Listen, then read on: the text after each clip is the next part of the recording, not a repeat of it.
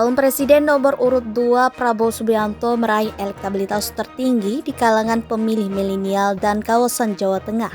Dalam hasil survei terbaru LSI Deni JA periode awal November 2023. Elektabilitas Prabowo mencapai 41,6% di segmen milenial. Angka ini alami kenaikan ketimbang di bulan Oktober 2023 lalu sebesar 36,9%. Peneliti LSI Deni JA, Aji Alfarabi menilai, salah satu faktor kenaikan elektabilitas Prabowo di kalangan milenial karena menggandeng Wali Kota Solo Gibran Rakabuming Raka sebagai cawapres. Aji menjelaskan, generasi milenial akan menjadi mayoritas pemilih Indonesia. Sementara, Gibran satu-satunya wakil generasi milenial dalam jajaran pasangan Capres dan Cawapres 2024. Aji mengatakan, terdapat alasan lain Prabowo unggul di segmen pemilih milenial. Dari hasil riset kualitatif, Prabowo memiliki perubahan gestur dan gaya komunikasi yang disampaikan ke publik. Banyak joget-jogetnya ya, kemudian juga muncul julukan-julukan, misalnya julukan Gemoy itu. Ini juga bagian dari beberapa gimmick-gimmick yang kemudian menguatkan pilihan Prabowo di pemilih milenial.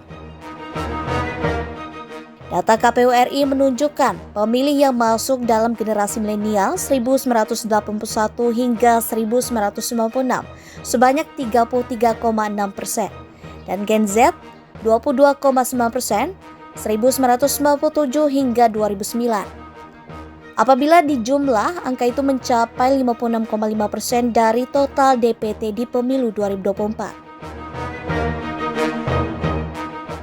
Tak hanya di kalangan milenial, Aji mengatakan Prabowo dan Gibran juga alami kenaikan dukungan di kawasan Jawa Tengah.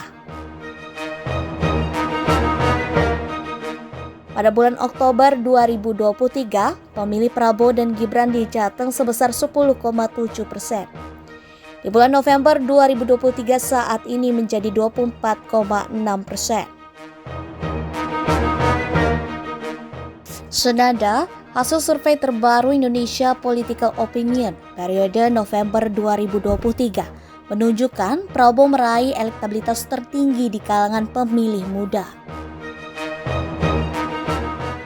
Prabowo meraup elektabilitas sekitar 31,4%, disusul Ganjar Pranowo dengan 29,7% dan Anies Baswedan di posisi terakhir sebesar 21,7%.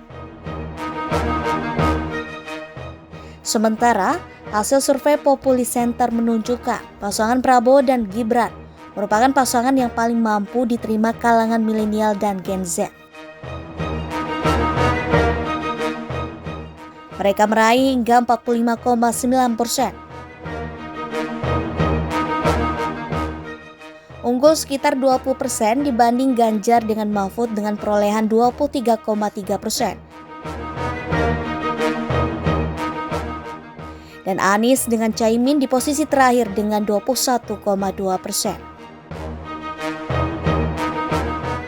Hasil survei Indikator Politik Indonesia pada September 2023 lalu menunjukkan Ganjar Pranowo unggul telak di kawasan Jawa Tengah dan Daerah Istimewa Yogyakarta dengan elektabilitas sebesar 67,2%.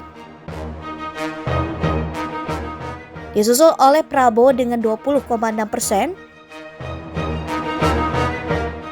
Dan Anies hanya mendapatkan 7,4%, sementara tak menjawab 4,9%.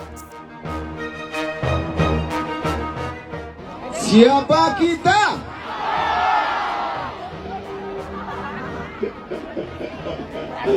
Ya udahlah, terserah kalian lah ya. Saya sih tidak memprovokasi, tapi saya hanya mengajak jangan sampai terprovokasi akhirnya kita pecah belah hanya karena menang dan kalah. Kalian silakan ikut mengabadikan lagu ini. Kita sama-sama teriakan. Sekali lagi saya tanya, siapa presiden kita?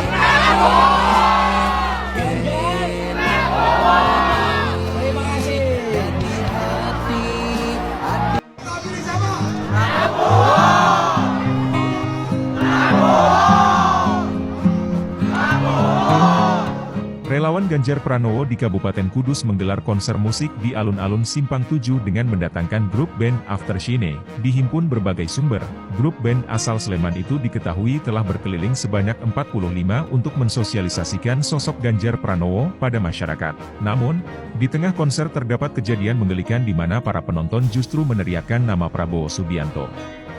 Alih-alih meneriakkan nama Ganjar Pranowo.